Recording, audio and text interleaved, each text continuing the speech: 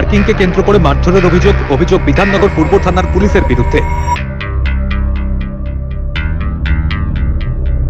পরিবারের দাবি, সল্টলেক AK 136 নম্বরের বাড়ির গাড়িটি বাড়ির কাছেই পার্ক করা ছিল। রাতের বেলায় সেই গাড়ি আনতে যায় সৌরিন্দ্র নারায়ণ রায়। অভিযোগ, সেই সময় সিভিল ড্রেসে পুলিশ এসে ঝামেলা করে এবং তাকে মারধর করে। অভিযোগ, সেই খবর পেয়ে তার বাবা মানুজেন্দ্র নারায়ণ রায় গেলেও তাকেও মারধর করা হয়।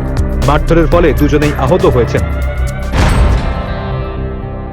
কাকার ছেলে মানে আমার ভাইকে বলা হয়েছিল কি তুমি গিয়ে গাড়িটা নিয়ে আয়। তো ও হচ্ছে 18 বছরের ভেরিফাইড লাইসেন্স হোল্ডার। তো ও গেছে, ঠিক আছে। যাওয়ার পরে আপনার গাড়িটা নিয়ে আসতে আছে, এই এখান থেকে ঢুকেছে। ঢোকার পরে একটা PCR মানে ভ্যানে কয়েকজন লোক ছিল, মানে সিভিল ড্রেসে বেরিয়েছে। মানে ও দেখেনি কি বেরিয়েছে সিভিল ড্রেসে। একটা পুলিশ এসে বলছে ওকে কি তুমি এখানে কি করছো, রাতে এখন ঘুরলে তোমাকে কেন ঘুরছো, কেস টেস দিয়ে দেবো। কেন, আমি তো কিছু করিনি। তো ও বললো।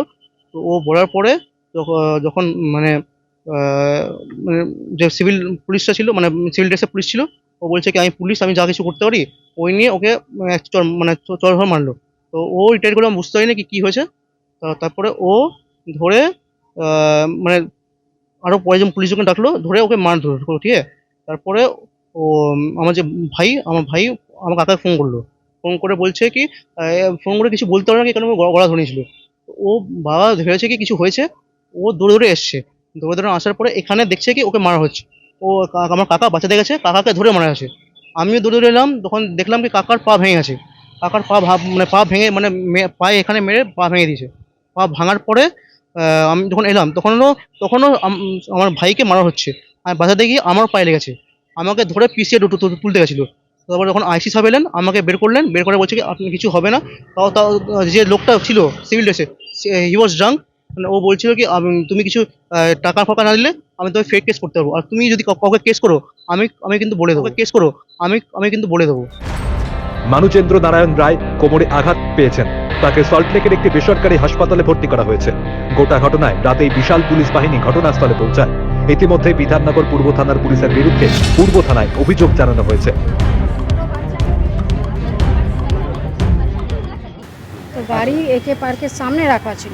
এখানে আমরা গাড়ি ঘরের সামনে পার্ক করতে পারি না, তো একে পার্কে পার্ক করা আছে। আচ্ছা, তারপরে গাড়ি আনতে যাওয়ার পরে পুলিশ জিজ্ঞাসাবাদ তারপরে জিজ্ঞাসাবাদ করতে গিয়ে ছেলে উত্তর দিল যতটা পারলো, যাচ্ছে গাড়ি আনতে, তখন পুলিশ মেরেছে। আচ্ছা, তারপরে MN রয় উনি গেছেন বাঁচাতে, মানে ফোন করলো ছেলে, বাবা আসো দেখো এখানে পুলিশরা গেছে, ওকে ধাক্কা মেরে ফেলে দিয়েছে। এখন উনি কেমন আছেন? এখন ওনার ফ্র্যাকচার হয়েছে, বোনস ফ্র্যাকচার হয়েছে। আপনারা কি কোনো কমপ্লেন কিছু করেছেন? আমরা FIR করেছি, কমপ্লেন তো করতে। কোথায় করেছেন? হাইকোর্টে কমপ্লেন করেছেন পুলিশের বিরুদ্ধে। কি মানে আপনাদের অভিযোগ কি? পুলিশ মারধর করে, পুলিশ যখনই তখন খালি পয়সা নেবে, হয়তো ওর কাছেও পয়সা ছিল নেবার, ও দিতে পারেনি, কিছু একটা ছিল। পুলিশ কিন্তু ড্রিঙ্ক করে দাঁড়িয়েছিল, দুজন পুলিশ ও ড্রিঙ্ক করেছে। তারা কি পুলিশের পোশাকে ছিল? না, সিভিল পোশাকে ছিল। তো আমার ছেলে ওটাই বলছে, যদি পুলিশ থাকে আমাকে তো বলবে কি আমি পুলিশ তোমার কাছে, আবার তোমার বাবাকে ডাকো, কিছু জিজ্ঞেস করার আছে। থানায় নিয়ে যাবে কমপ্লেন যদি করে।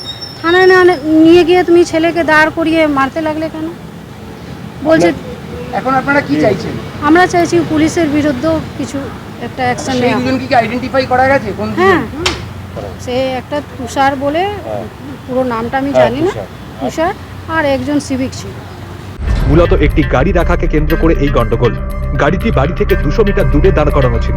রাত হতেই সৌরিন্দ্র নারায়ণ রায় গাড়িটি নিতে আসে। সেই সময় পুলিশের সঙ্গে বচসা শুরু হয়।